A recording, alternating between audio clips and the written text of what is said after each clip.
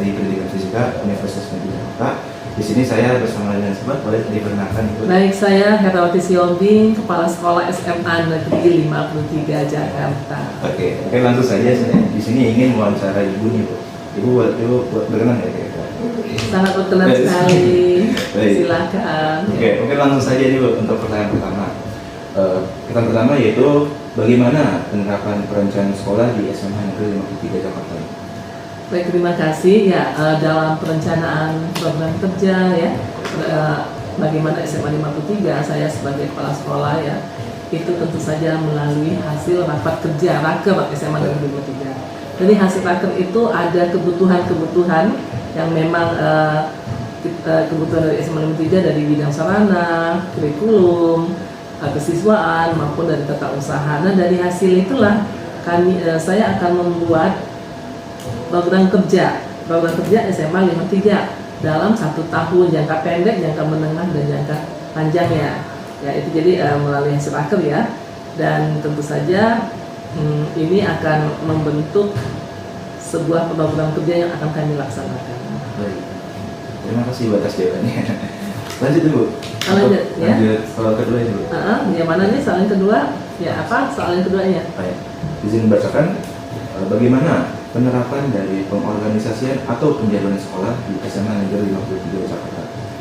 Baik, terima kasih untuk soal yang kedua nih ya. Bagaimana penjadwalan atau pengorganisasian? Di dalam pengorganisasian tentu sudah ada wakil-wakil kepala sekolah yang membantu kepala sekolah ya, bersama juga dengan Kasubag Tata Usaha. Nah, itu sudah dari setiap bidang itu sudah punya program kerjanya juga ya, sudah apa-apa yang harus dilakukan dan topoksi dari setiap wakil. Nah, kemudian saya akan melihat mengidentifikasi melalui ANJAP ya. Itu dengan adanya ANJAP identifikasi ya, mata pelajaran apa nih kebutuhannya. Maksudnya gini, Bapak, kebutuhan mana nih guru mata pelajaran yang memang lengkap semuanya atau yang kurang. Nah, dari ANJAP tadi, analisa jabatan, akan dilihat mata pelajaran dengan jam kerja, jam mata pelajaran ya. Jadi itu yang kami lakukan itu melalui ANJAP ya, analisa jabatan untuk kebutuhan mata pelajaran. Dan setelah itu dibuatlah penjadwalan mata pelajaran. Dan juga dalam hal ini ada yang namanya nanti pemilihan jurusan ya. Dalam pemilihan itu ada beberapa mata pelajaran juga yang sudah kami siapkan untuk anak-anak yang 53 yang memilih dari mata pelajaran tersebut sesuai dengan juga analisis jabatan. Selanjutnya ini dapat pertanyaan lagi Bu. Nomor 3, bagaimana penerapan, pengarahan dan pelaksanaan sekolah di SMA Negeri 53 Jakarta?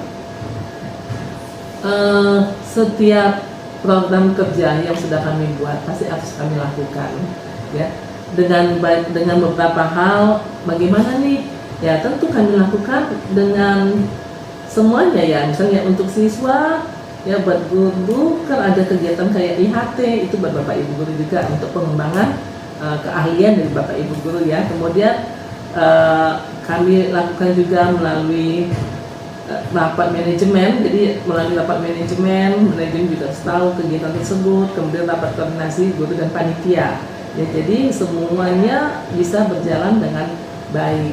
Ada pengarahan sebelum ada kegiatan, tentu saja saya memberikan pengarahan ya. Kemudian rapat panitia untuk lebih fokus lagi bahwa panitia bekerja sesuai dengan SOP yang sudah dibuat ya, seperti itu. Baik, terima kasih atas jawabannya Bu ya. Oke, selanjutnya tadi ada pertanyaan lagi. Nomor 4, bagaimana penerapan dari kontrol dan evaluasi program sekolah di SMA Negeri 53 Jakarta? Baik, untuk controlling dari kegiatan kita ada komite ya. Kita ada POP atau orang tua siswa. Nah, pada awal tahun pelajaran kami Bu Herawati menyampaikan tentang program kerja SMA 53. Nah, kemudian komite juga ikut mengkontrolling kegiatan kami, apakah dilaksanakan, apakah tidak, atau kenapa tidak dilaksanakan. Nah, tapi pada umumnya setiap program kerja yang dilaksanakan di SMA 53 ya. Nah, kemudian kontroling juga kita lakukan dengan mengevaluasi kegiatan yang sudah dilakukan, baik itu oleh manajemen ya maupun oleh staf Dan juga ini kita juga mengadakan tadi sebulan coffee morning buat anak OSIS MPK, karena OSIS MPK adalah yang membantu sekolah untuk pelaksanaan kegiatan-kegiatan kesiswaan ya. Nah, jadi itu controlling langsung kita lakukan sama semuanya, baik itu komite, siswa dan juga panitia serta Bapak Ibu. Jadi ada evaluasi, ya, ada rapat-rapat setelah kegiatan tersebut, rapat evaluasi dan refleksi. Ya, kegiatan tersebut apakah bagus dilaksanakan untuk kedepannya atau apakah di-stopkan dulu. Nah, jadi selalu ada controlling dan ada refleksi dan evaluasi. Terima kasih. Baik, mungkin pertanyaan nomor 1 itu saja, Bu Ira.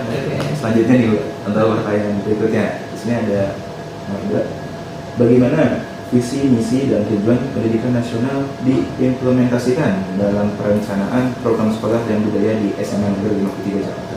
Terima kasih ya. Visi SMA Negeri 53 itu terwujudnya pelajar yang berkarakter Pancasila, berprestasi, cakap, sehat, jasmani, rohani, dan peduli lingkungan dan terampil.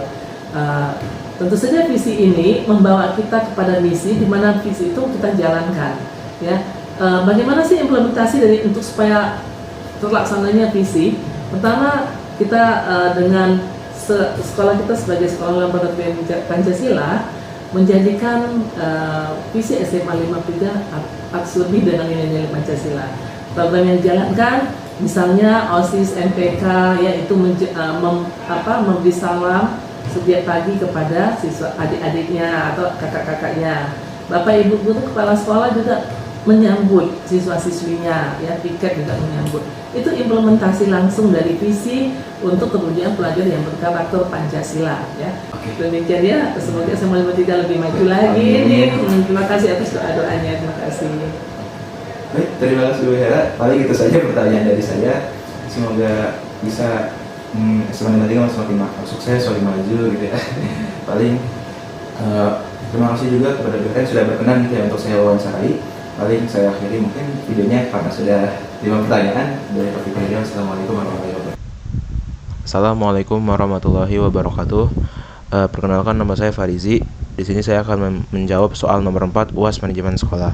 Untuk soalnya yaitu adalah jelaskan persamaan dan perbedaan antara manajemen mutu total dan manajemen agile. Oke. Untuk yang pertama dulu untuk persamaannya. Untuk yang pertama, fokus pada peningkatan berkelanjutan. Kedua pendekatan menekankan pada filosofi perbaikan terus-menerus atau continuous improvement untuk mencapai hasil yang lebih baik. Kemudian yang kedua, orientasi pada pelanggan. Baik manajemen mutu total maupun manajemen agile menempatkan kepuasan pelanggan sebagai tujuan utama. Dalam konteks sekolah, pelanggan mencakup siswa, orang tua, guru, dan masyarakat. Kemudian yang ketiga, keterlibatan seluruh pihak. Keduanya membutuhkan partisipasi aktif dari seluruh elemen organisasi. Manajemen mutu total menekankan keterlibatan karyawan secara total, sementara manajemen agile mengandalkan tim lintas fungsi yang berkolaborasi erat. Kemudian yang berikutnya, pengambilan keputusan berbasis fakta. Keduanya mendorong penggunaan data dan bukti nyata untuk menginformasikan keputusan dan menilai kinerja. Kemudian selanjutnya yaitu ada perbedaan. Yang pertama di sini ada 3 aspek yang dilihat. Untuk pertama, untuk fokus utamanya manajemen mutu total yaitu kualitas komprehensif di seluruh organisasi, berfokus pada standarisasi dan pencegahan cacat dalam jangka panjang.